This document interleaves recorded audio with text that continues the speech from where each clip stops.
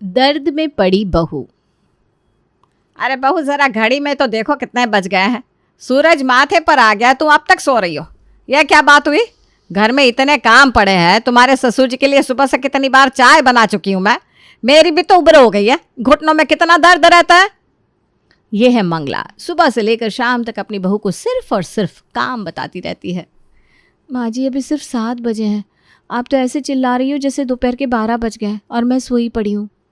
वाह भाई वाह, ये आजकल का ज़माना भी ना बड़ा अजीब आ गया है। 2 शब्द ज्ञान के बहू को सुना दो तो बहू से 4 शब्द सुनने पड़ते हैं। हमें तो हमारे सास के सामने मुंह खोलने की भी इजाज़त नहीं थी। सुबह 4 बजे उठते थे हम, यहाँ से लेकर वहाँ तक पूरा आंगन साफ करते थे, बड़ी रंगोली बनाते थे। अब तो गैस, गीज़र, हीटर कितना कुछ है। तब तो हम घर के सभी नहाने का पानी भी चूल्हे पर गर्म करते थे। पहले हम सब एक साथ रहते थे, पूरे मिलाकर 25 लोग थे। अब हमारे घर में सिर्फ और सिर्फ 4 लोग हैं और तुमसे उनका भी नहीं होता। माँ जी तब औरतें भी ज़्यादा होती होगी ना काम करने के लिए। सब कुछ आप अकेले थोड़ी ना करती थी। यहाँ 4 लोग रहते हैं लेकिन घर का सारा काम तो मैं अकेले करती हूँ। अच्छा, तो अब तुम अपने काम गिनवाओगी? अभी ओम को बताती हूँ कि तुम मुझसे ज़बान लड़ाने लगी हो। वो आता ही होगा जिम से। नहीं नहीं माँ जी, इनसे कुछ मत कहना, खामखा सुबह घर में कलेश हो जाएगा। वो मेरे पेट में कल रात को काफ़ी दर्द था तो अभी सुबह सुबह आँख लगी थी ना, इस वजह से मुझे देर हो गई उठने में। नहीं तो मैं हर रोज़ आपसे पहले ही उठ जाती हूँ ना माँ जी। बस बस, अब मेरी बराबरी मत कर। मैं सास हूँ तेरी। जल्दी से स्नान कर ले और काम पर लग जा।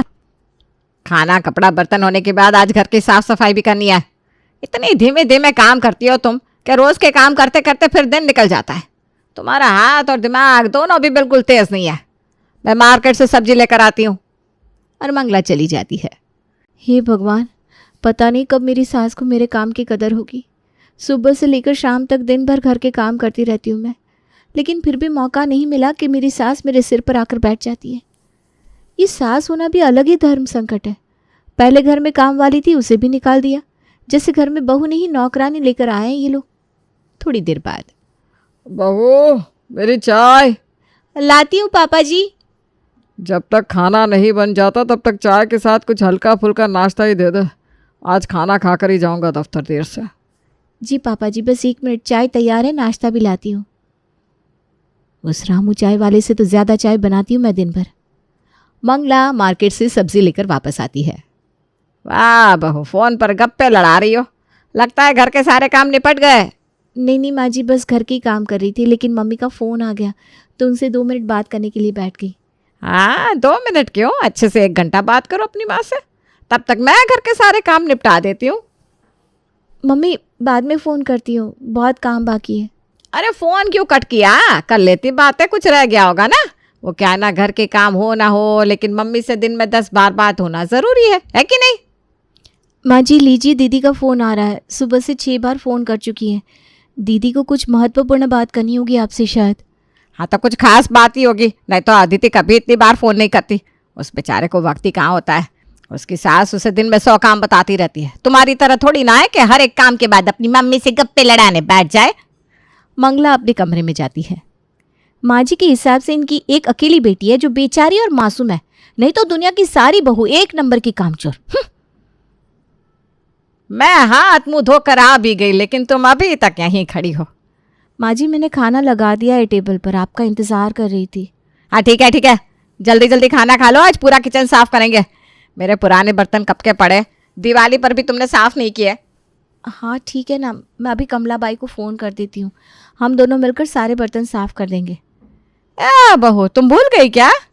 हमें कमला बाई को काम से निकाल कर 2 साल हो गए। हाँ तो क्या हुआ माँ जी, अभी घर में ज़्यादा काम है तो बुला लेते हैं और फिर काम के हिसाब से पैसे भी दे देंगी। हाँ दे देंगे ना पैसे। पैसे क्या पेड़ पर लटकते हैं? तुम्हें तो पैसे खर्च करने की बिल्कुल अकल नहीं है बहू। बहाना मिला नहीं कि पैसे उड़ाती रहो। अरे ज़रा संभल कर खर्च करना सीखो।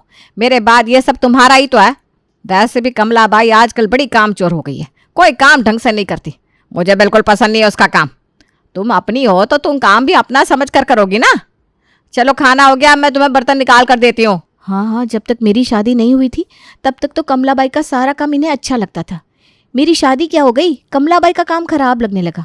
ये सारे बहाने मुझसे काम करवाने के। बहू के नाम पर नई नौकरानी जो मिल गई है इन्हें। चलो श्रावणी जल्दी जल्दी हाथ चलाओ, नहीं तो सास के तानों का लाउड स्पीकर फिर से बजने लगेगा। बेचारी श्रावणी के आगे साफ करने के लिए मंगला घर के सारे बर्तन रख देती है और खुद बैठ जाती है सोफे पर आराम से।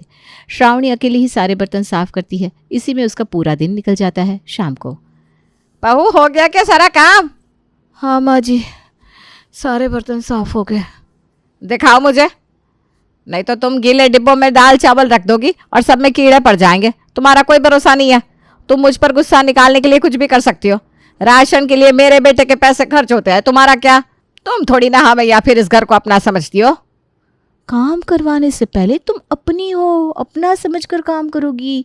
कमलाबाई का क्या भरोसा, वो तो एक नौकरानी है। और काम करवाने के बाद तुम थोड़ी ना हमें या फिर इस घर को अपना समझती हो।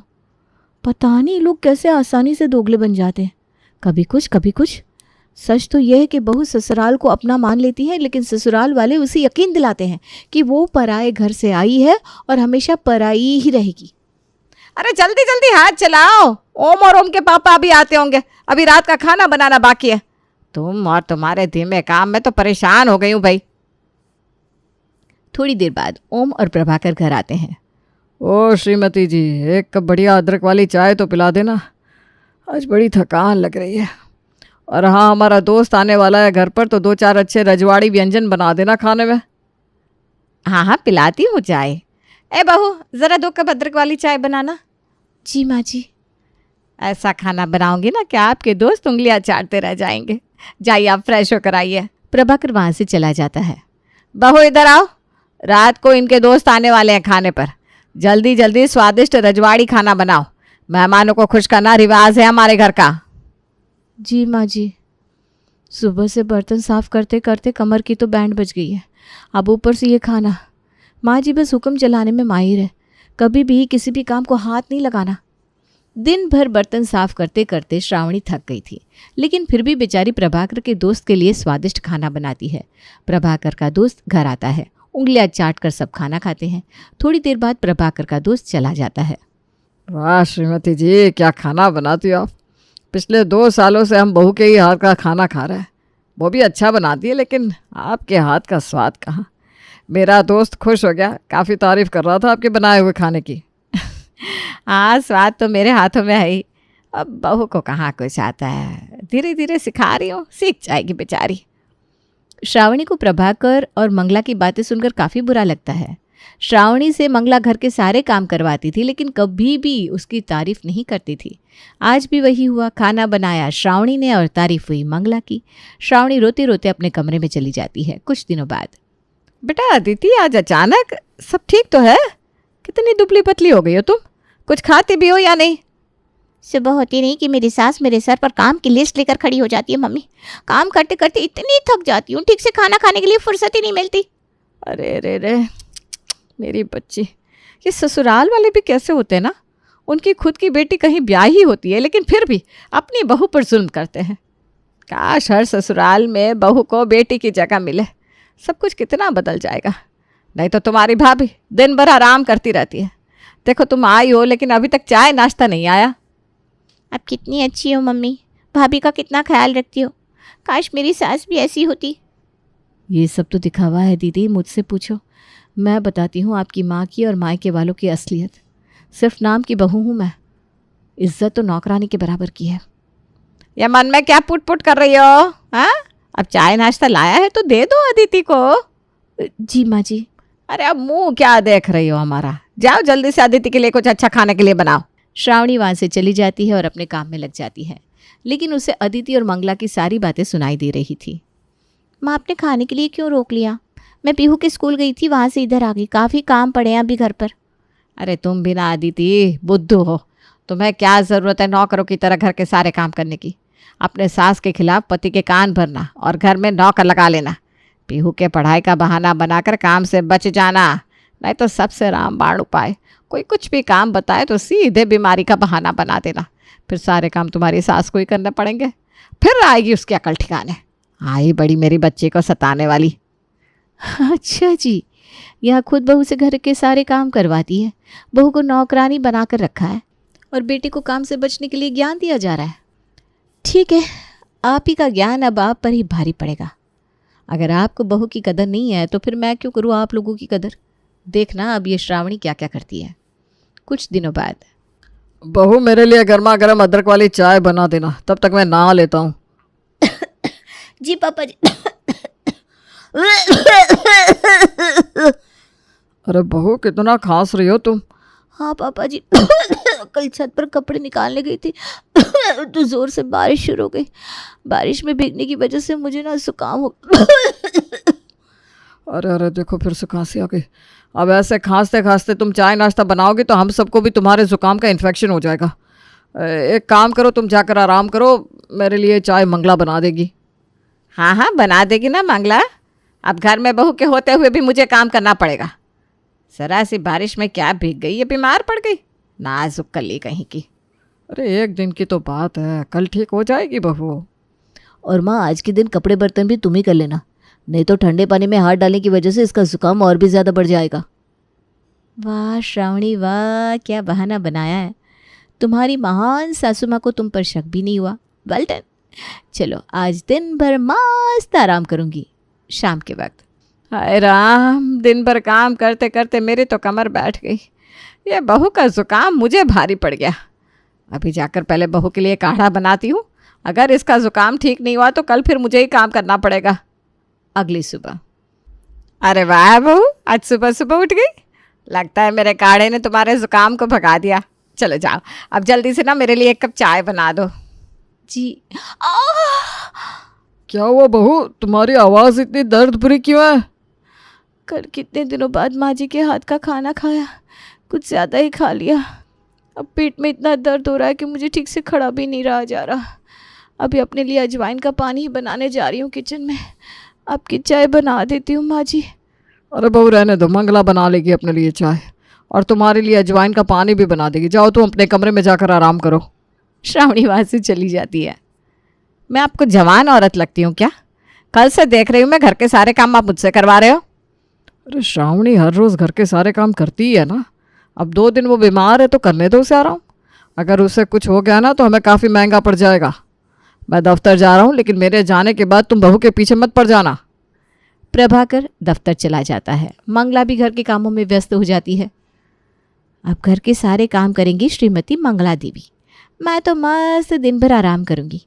अब मेरे पास सिर्फ एक ही काम है, काम से बचने के नए नए बहाने ढूंढना। मजे ही मजे। शाम के समय। महारानी खुद आराम फरमा रही है और मैं यहाँ नौकरों की तरह काम कर रही हूँ। मेरे हाथ का स्वादिष्ट खाना खाकर ये बीमार पड़ी है ना। आज मैं स्वादिष्ट खाना तो बनाऊंगी, लेकिन हम सबके लिए। इससे तो आज मैं फीकी खिचड़ी ही खिलाऊंगी। आई बड़ी सास के हाथ का खाना खाने वाली। मंगला सबके लिए स्वादिष्ट खाना बनाती है, लेकिन श्रावणी को सिर्फ खिचड़ी खिलाती है। ये क्या बात हुई? इस बीमारी के बहाने ने काम से तो बचा लिया, लेकिन अब हर रोज़ बीमार होंगी तो हर रोज़ ये फीकी खिचड़ी खानी पड़ेगी। कहीं ये बीमारी का नाटक मुझ पर भारी ना पड़ जाए। 2-3 दिन बाद। श्रावणी, आज मेरे साथ मेरे दोस्त का भी टिफ़िन बना देना, उसके घर पर कोई नहीं है। जी। तभी श्रावणी चक्कर आने का नाटक करती है। अरे क्या हुआ श्रावणी तुम्हें? पता नहीं क्यों उल्टी जैसा लग रहा है और चक्कर भी आ रहे हैं। अरे तुम ठीक हो ना? नहीं तो चलो हम डॉक्टर के पास चलते हैं। नहीं नहीं नहीं, मैं ठीक हूँ। लगता है तुम टिफ़िन नहीं बना पाओगी। एक काम करो, रहने दो, मैं माँ से कहता हूँ। हाँ हाँ, दुनिया की सारी ताकत तुम्हारी माँ के शरीर में ही है ना। तुम्हारी पत्नी तो नाजुक कली है भाई। माँ जी मैं बना देती टिफ़िन, लेकिन सच में मुझे काफ़ी कमज़ोरी है, हाथ पैर भी दर्द कर रहे हैं। ओम, तुम आज दफ्तर देर से जाना, नहीं तो छुट्टी ले लेना। आज तुम एक महत्वपूर्ण काम करो, अपनी पत्नी को डॉक्टर के पास लेकर जाओ। कभी जुकाम होता है, कभी पेट दर्द, कभी उल्टी, कभी चक्कर आते हैं, कभी हाथ पैर दर्द करते हैं। भगवान न करे, लेकिन ये किसी बड़ी बीमारी के लक्षण भी तो हो सकते हैं। हाँ ओम, अच्छे डॉक्टर को दिखा कर लाओ। पिछले कुछ दिनों से बहू काफ़ी बीमार पड़ रही है। श्रावणी उठो, हमें डॉक्टर के पास चलना है, चलो जल्दी करो। हे भगवान, अब डॉक्टर चेक करेंगे तब तो मेरी सारी पोल खुल जाएगी। अब क्या करूँ मैं? अरे क्या सोच रही हो? मुझे नहीं जाना डॉक्टर के पास, मुझ में खड़े रहने की भी हिम्मत नहीं है। अरे तो हम डॉक्टर को ही घर पर बुला लेते हैं, घर पर ही कर लेंगे डॉक्टर बहू का चेकअप। नहीं नहीं, घर पर नहीं। ये क्या बात हुई श्रावणी? तुम्हें हॉस्पिटल नहीं चलना, डॉक्टर को घर नहीं बुलाना? तुम बीमार हो, तुम्हें डॉक्टर की ज़रूरत है, समझती क्यों नहीं हो? मुझे नहीं है डॉक्टर की ज़रूरत और ना ही मैं बीमार हूँ। क्या? तुम बीमार नहीं हो तो फिर ये पिछले कुछ दिनों से क्या चल रहा है? नाटक? क्या तुमने बीमारी का नाटक किया श्रावणी? मुझे तुमसे ये उम्मीद नहीं थी। तो और क्या करती मैं? सुबह से लेकर शाम तक माँ जी मुझे काम पर काम बताती रहती है। कमलाबाई मेरी मदद करती थी लेकिन उन्हें भी माँ जी ने काम से निकाल दिया। घर का सारा काम मैं अकेले करती हूँ। दिन में 2 मिनट मुझे चैन से सांस नहीं लेने देती माँ जी। और इतने सारे काम करवाने के बाद भी मुझसे कहती है मैं करती ही क्या हूँ, घर में काम ही क्या होते हैं। यहाँ तक कि मुझे मम्मी से बात भी नहीं करने देती। दिन भर आप दफ्तर चले जाती हो, रात का खाना होने के बाद घर के सारे काम निपटा कर मुझे कमरे में आते आते देर हो जाती है। तब तक तो आप सो भी जाती हो। इन सारे कामों के चक्कर में मुझे आपसे बात करने के लिए भी कभी वक्त नहीं मिलता। इस घर में मैं बहू बनकर आई हूँ, बहू की इज्जत तो नहीं देता कोई, ऊपर से सब काम बताते रहते हैं। नौकरानी बनाकर रखा है आप लोगों ने मुझे। अगर मैं सच में बीमार पड़ जाऊँ तब भी माँ जी को यही लगता है कि मैं नाटक करती हूँ, इसीलिए मैंने ये बीमारी का नाटक किया। और माँ जी, दीदी को भी तो बता रही थी ना आप, जो ससुराल वाले बहू को ज़्यादा परेशान करते हैं, उनकी अकल ठिकाने लाने के लिए बहू को ऐसे ही बहाने बनाने पड़ते हैं। तो बस मैंने भी बना लिए बीमारी के बहाने। मंगला, मैं क्या सुन रहा हूँ ये सब? तुम तो कह रही थी कि कमलाबाई ने शहर छोड़ दिया है। मुझे माफ़ कर दो जी बहू, तुम भी मुझे माफ़ कर दो। मुझसे गलती हो गई। जब से तुम इस घर में आई हो तब से मैंने सिर्फ और सिर्फ तुम्हें काम बताया है। मैं आज ही कमलाबाई को फ़ोन करती हूँ और फिर से काम पर आने के लिए कहती हूँ। और आज से मैं भी तुम्हारे सारे कामों में मदद करूँगी। हम लोग बहू को ताने मारते रहते हैं कि बहू कभी बेटी नहीं बनती, लेकिन सच तो यह है कि ससुराल वाले बहू को कभी बेटी समझती ही नहीं और ना ही उसे बेटी का दर्जा देते हैं। और अनजाने में यह गलती मुझसे भी हो गई। मैं तुमसे वादा करती हूँ आज से मैं तुम्हारे साथ दुर्व्यवहार नहीं करूँगी।